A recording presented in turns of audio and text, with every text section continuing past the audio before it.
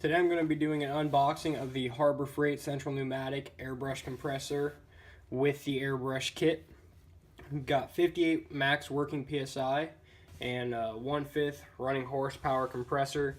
This kit can be picked up for $89.99. Before I decided to hop into getting one of the more expensive kits or trying some of these other options, I figured I'd give this an opportunity before I jumped into those, due to the fact that the price range is there, and if it isn't great, I can take it back. So we'll go ahead and get into the unboxing here, and I'll show you everything. So we're going to go ahead and get into this.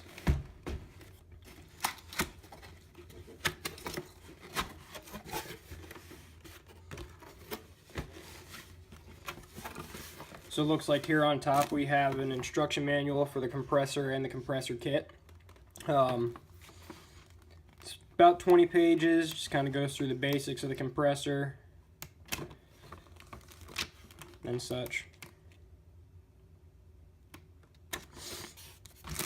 Here we have the 6-foot hose for the airbrush, braided, 2 connectors. These aren't quick connects, you do have to screw these on. And then it looks like here we have the power cord to the compressor, so we'll go ahead and pull this out.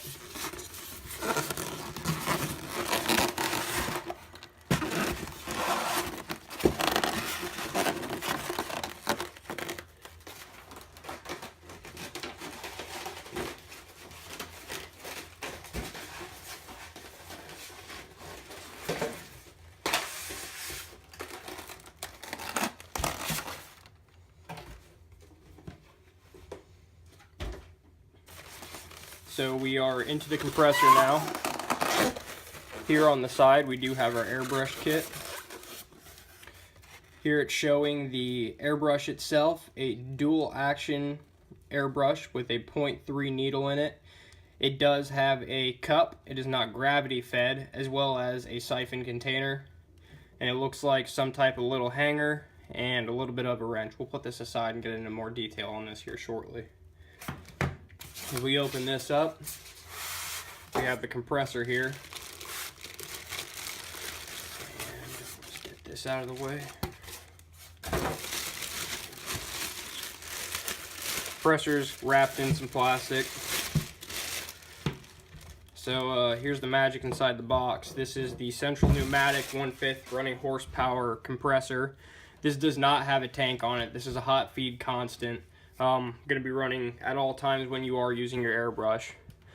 It does have a pressure gauge on it, as well as an M-line water and oil filter, a little bit of a handle.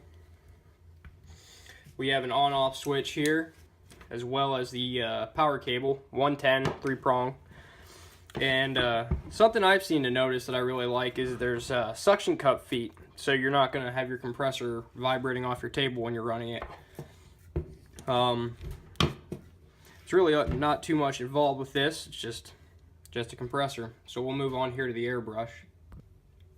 Here we have the airbrush kit itself, and we're going to go through this piece by piece. We're going to go ahead and open this up, and you will see it comes in a nice plastic molded container with what looks like some kind of cutout foam to neatly organize all the tools inside of the container. We're going to go ahead and pull the cup out here. Once again, this is not a gravity cup. This is a bottom feed system.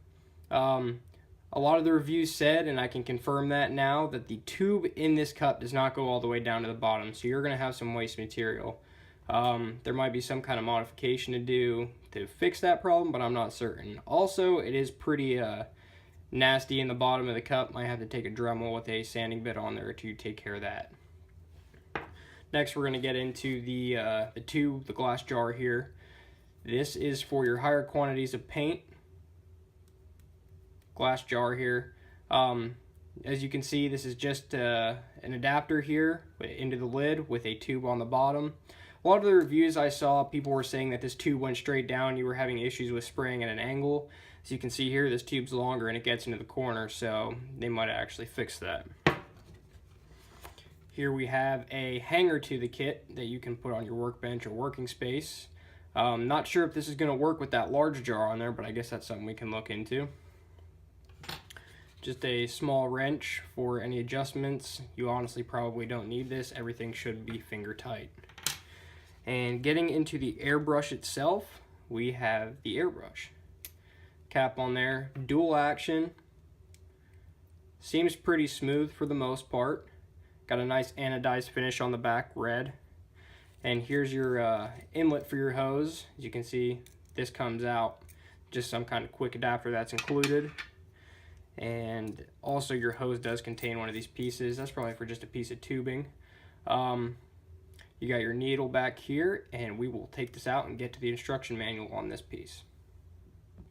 So here we have the instructions that came out of the bottom of the case for the airbrush, and as you can expect with anything including detail from Harbor Freight, the instructions aren't going to do much for you.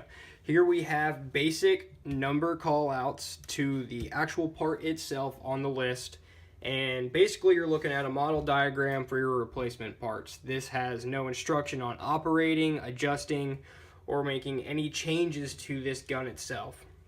Now granted, this is a pretty standard airbrush, and this is actually a clone of a lot of other airbrushes on the market.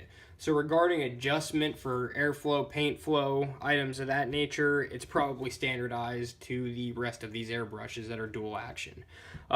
With that being said, it's probably easy to take care of, and it's honestly not that daunting. So I appreciate you guys checking out the unboxing today, and if you enjoyed it, like, subscribe, or leave a comment, and look forward to future videos and reviews. Thanks.